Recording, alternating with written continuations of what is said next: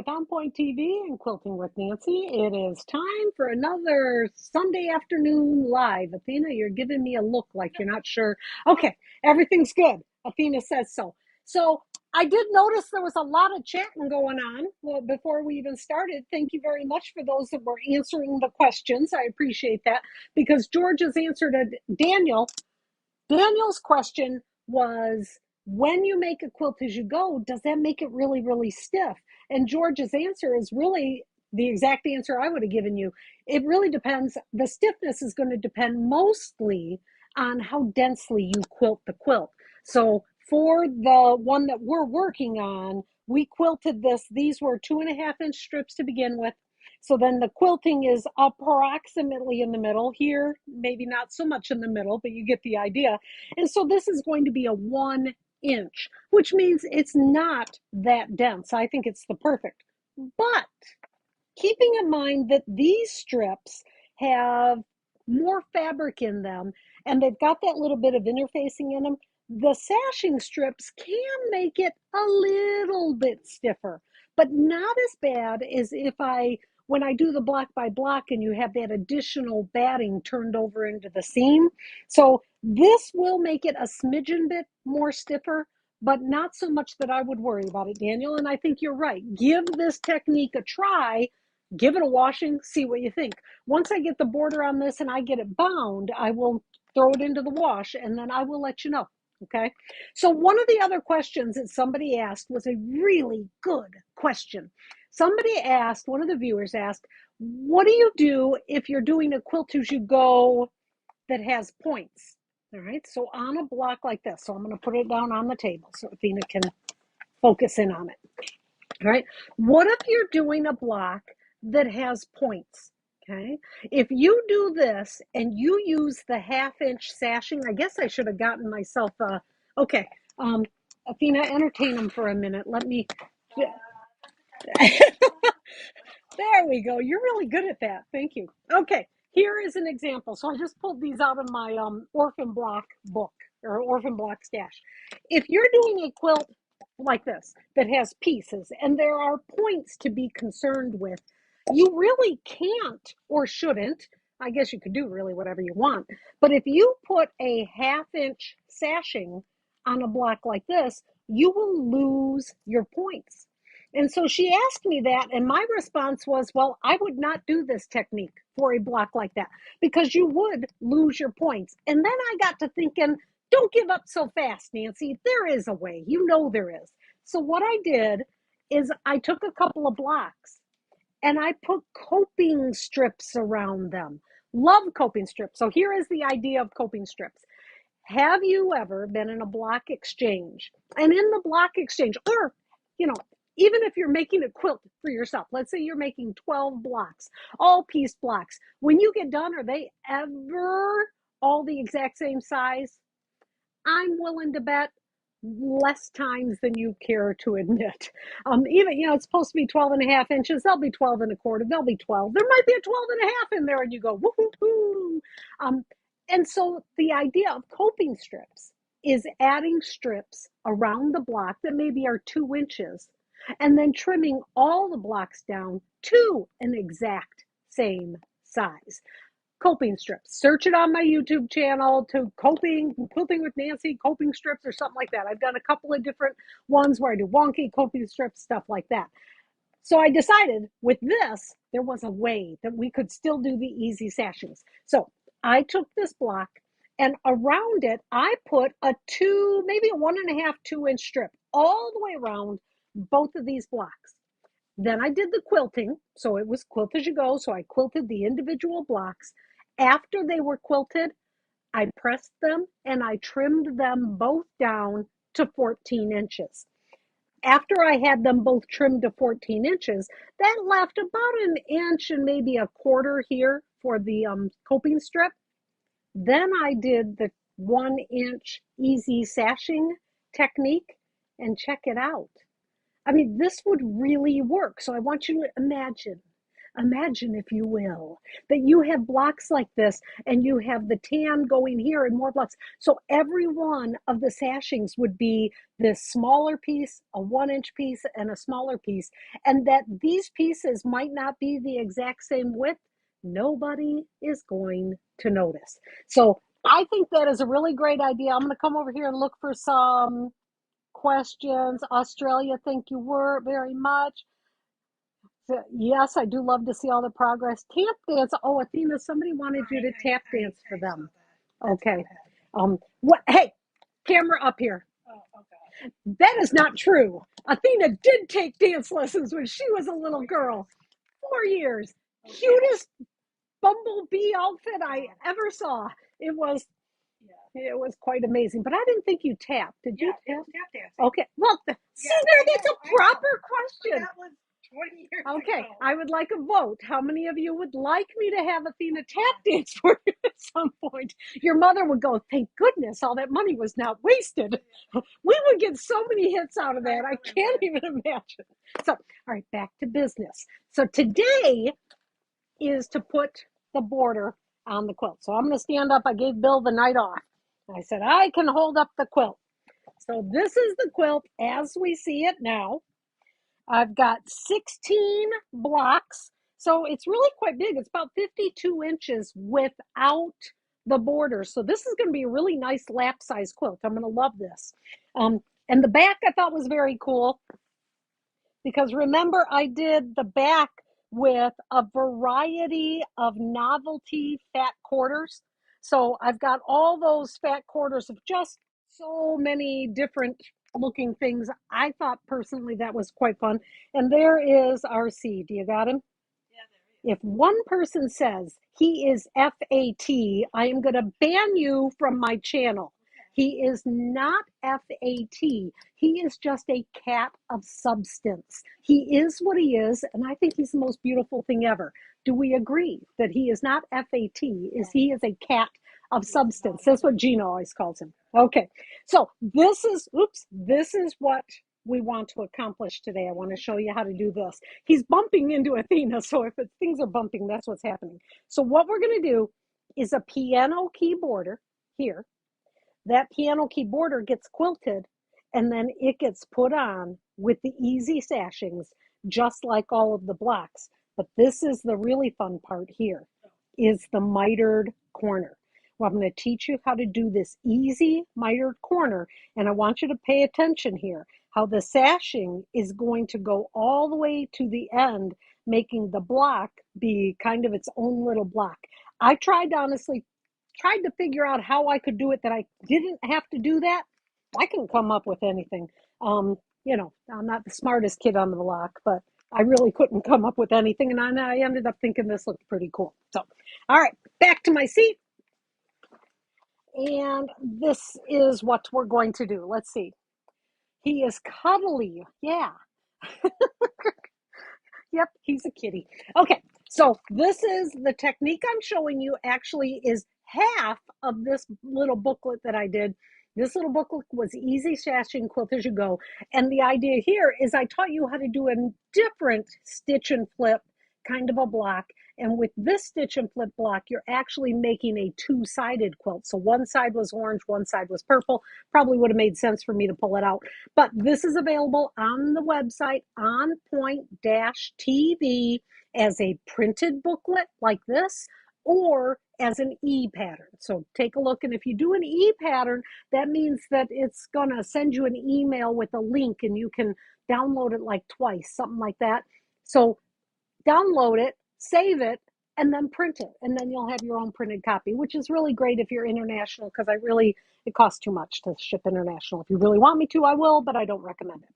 Okay, so I'm going to now finish making the rail fence border. So what I did is I took my backing fabric and I cut a piece of backing fabric 6.5 inches. I was thinking 6.5 inches sounded like a fine idea, so that's what I did. And I cut my batting that size too, maybe a smidge bigger.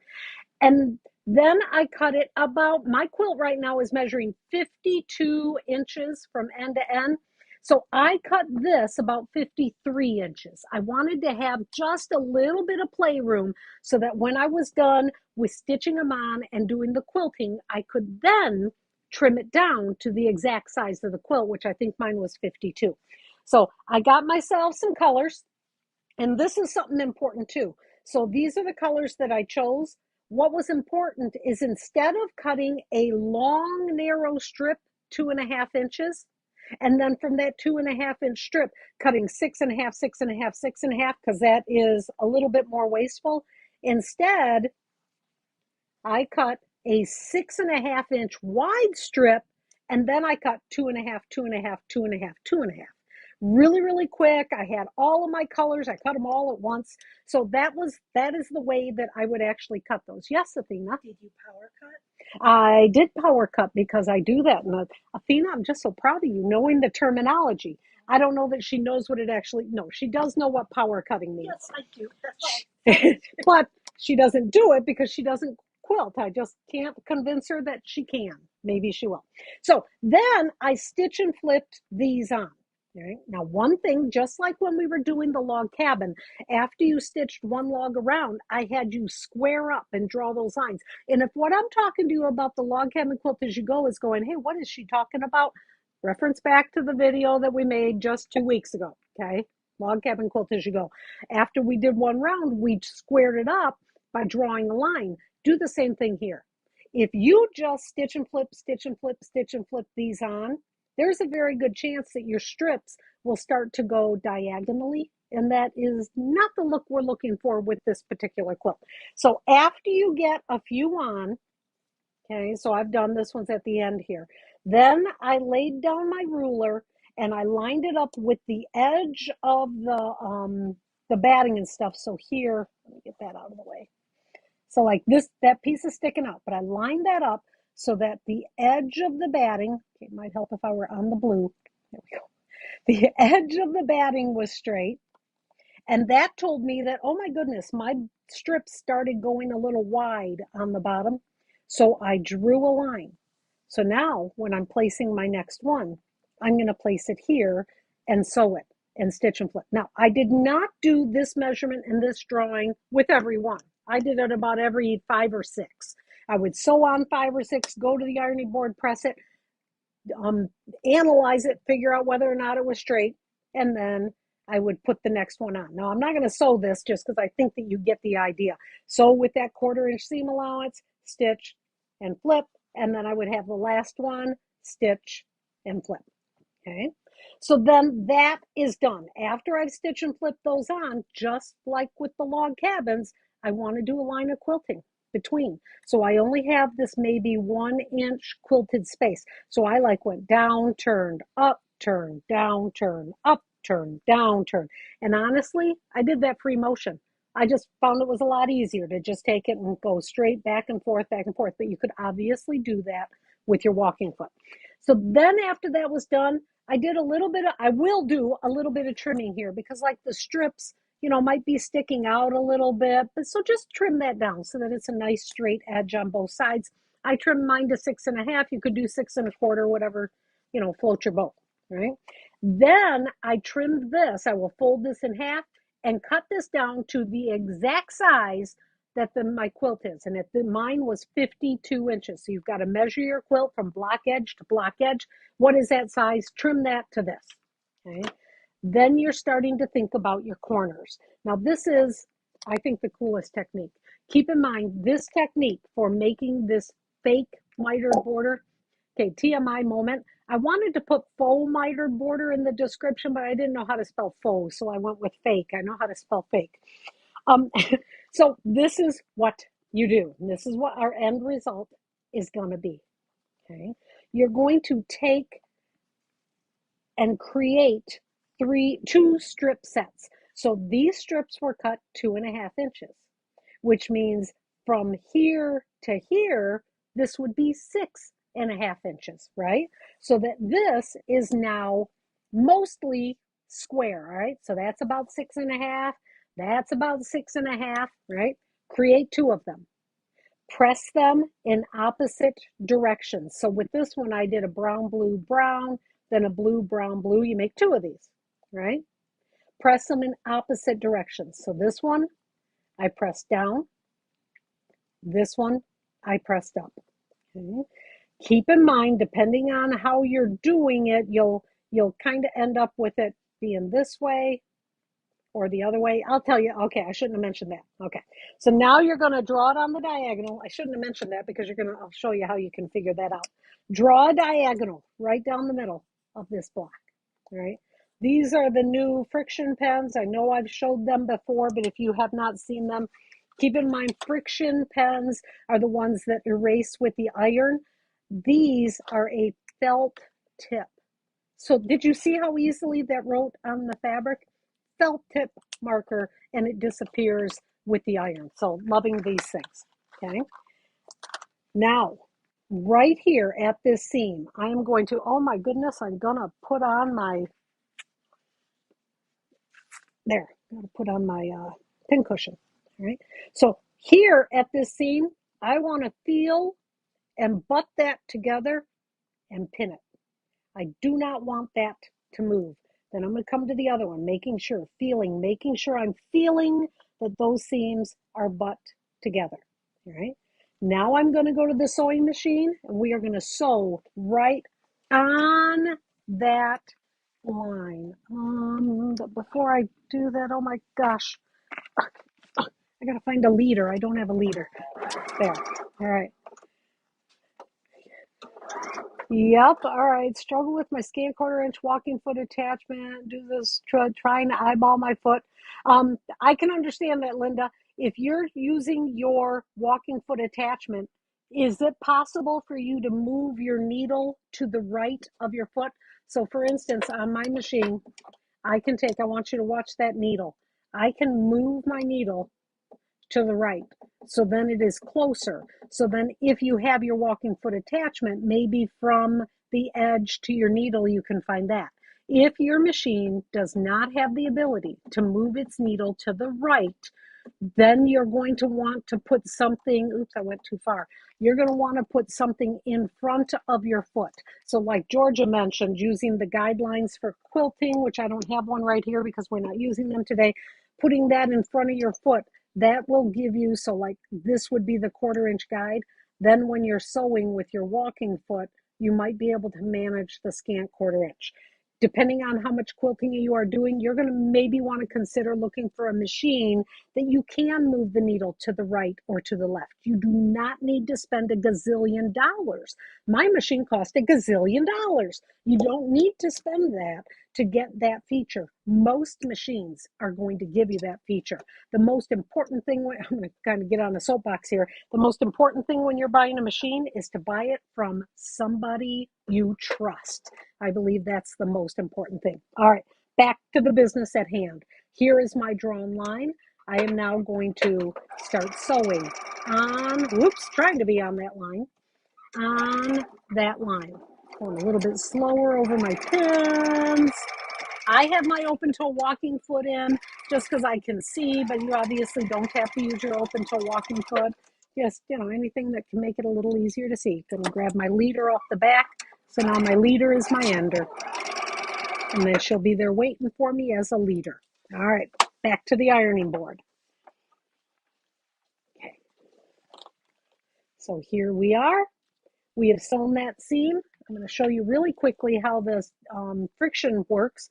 I've marked that with the friction pen. Wow, it's gone. It's kind of amazing. Now you need to know that you can flip this way and press it. This way I would get this long color going this way. There's certain ways that you want it. I don't know how to explain this. All right, let me get to this. Okay.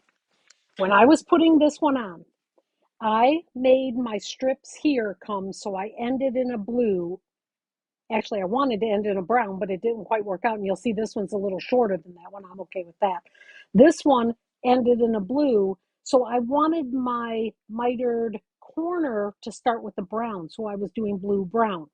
Here, I wanted this to be blue and brown. Didn't quite work, but I got that extra sashing in there anyway. So this would be as if I did it this way. where I have the brown being the next and then the blue here. But keep in mind, it can go the other way. Or no. This would make it the same. Athena's like, that's the same, Aunt Nancy. If you sew it in the opposite direction, then you'll get it going in the differently. So it's so hard to describe until you're actually there and you need it to be one way. Just know that if you sew it this way, you will have a different look. You'll have the blue and the brown on opposite sides. Okay. I don't know if I explained that very well. Then, oops, I gotta reach over here for a pair of scissors. I was ready. I swear I was ready. Okay. Gonna cut myself a seam, approximately half inch-ish, kind of, sort of. Okay. And I'm gonna get my iron and I'm gonna press that seam open. All right. Pressing a mitered seam open, I feel gives me a flatter look. So when I'm doing a miter, whether or not it's this kind or a real true miter, I'm always going to press that seam open. Okay. So ta-da! I have a full mitered corner. There are lots of other things you can do this way also, but this for a piano keyboarder, I've showed this before. This is the best way. It just is the best way, and it's super simple. Okay. Then you're going to take that and you're going to put it with your square of batting and backing. Okay. And then you need to do the quilting on it. All right. Now keep in mind, it's basted, but this is not stitch and flipped. This is not quilted at all. So you want to actually do the quilting between each line, on each seam, between each line, on the seam, so that this is also quilted with that 1 inch spacing. Okay. Keep things consistent. After you have quilted it, trim it down to the 6.5 inches. And I realize as I'm telling you this, I forgot to quilt this. So bad. Okay. Then you're going to have it quilted, have it trimmed, add your sashing, just like we did last week or 2 weeks ago, where you have the 2 inch strip of fabric here. I've got another one. There it is. You have your 2 inch strip folded in half, and then we want to find a 1/2 inch. So then you would take that and press that, so you would have a 1/2 inch seam. That's what this is. Then on the front side is a full piece. Keep in mind I had to piece that because I was out of that fabric. Okay. And then I can take this after my border is trimmed, which my border is not trimmed, so I'm not going to do this now. Nope, it would be on the other side where I'll have a brown. But this will be sewed on here like that. And then I would have the full border width that I need for my quilt. Now, when you're putting this on, the full border width, you will have your easy sashing strip running the full width of the quilt. Okay, so I hope that makes sense. Not super step by step, but just giving you some ideas as to how you can do this. Truthfully, my intention was not to do a pieced border like this. I planned on doing the same quilt as you go border technique as I did in the quilted tiles. So if you go back to the quilted tiles videos from a couple of years ago, I do a whole entire series using Beth Donaldson's Block by Block book. It's a really great book, and I show you how I do the borders. I do the borders differently than Beth does, but either way, you see how you do it. I had planned on doing it that way, but with having the sashings here, if I had done it that way, it just makes it more complicated to add a little inner border and then the outer border. But the biggest reason that I did not do it, I didn't have a fabric in my stash that worked as a border. I even actually I shopped, we just did the fabric sale at Fireside Quilts. I went through Laura's stash and she's got a ton of fabric. I still couldn't find a solid fabric that worked as a border on this. So I decided, you know what? All right, I'll just piece something. put it all together, and ends up that I really like this and to give me the opportunity to teach you something new. So I hope you appreciate that. That's really all I have to show you today. So let me see if there's any more questions. Okay, I'm going to pull this over here so you're not looking at the back of my. I love my FAF too, Daniel. I've been a FAF girl for 30 some odd years. No planning involved. I love this. Works best. Yes, that works for just seams on piecing, but with quilting as you go. Yes, I want your machine. My machine is the FAF icon, the performance icon. There is a creative icon. That is the one that also has embroidery. I don't do embroidery, so for me, that was a non-issue. I could go on and on and on. I think that I did year ago, 2 years ago, when I got the machine, I actually did a video on this was my Christmas gift kind of thing. I love the thread stand here, the ability to do everything I wanted to. I was almost thought about free motion quilting because all I have to do is push one button and then I can show you how to do that. The lighting, everything on it. It's a fabulous machine. I love, love, love it. And thank you very much, Linda. I appreciate you watching. So that's it.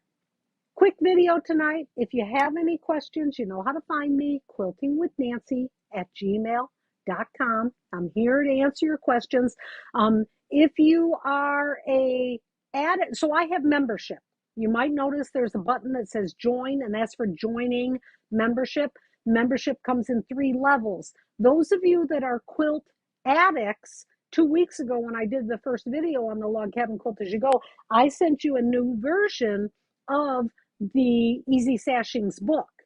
I mention that because there's 3 people that are quilt addicts that I don't have your email for. So if you happen to be one of those people, there are a quilt addict and you did not get that email from me, that means I don't have your email. Please, please, please. If you become a designer or an addict member, please send me your email so that I can send you your perks so you can be part of our electric quilt training. We do EQ training. That's happening this week, Thursday, for those of you that are interested. Yep, she got it. Yep. So the ladies like Georgia, if you're looking at the chat, Georgia and Karen happen to be members, so they'd get the little 9 patch next to them. So that kind of helps me kind of keep track of them. Yeah, you're an original quilt addict. You are. So, all right, there you go.